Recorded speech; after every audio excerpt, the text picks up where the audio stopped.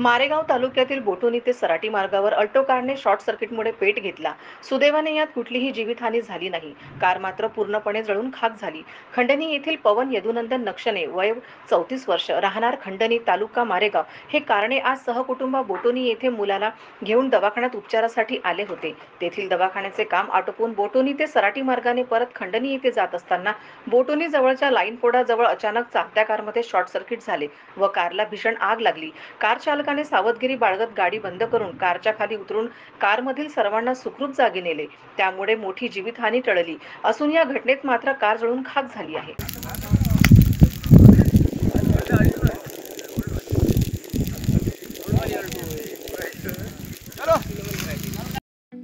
ठळक घडामोडींसाठी देशोन्नती न्यूज चॅनलला सबस्क्राईब करा आणि बेल आयकॉन प्रेस करा.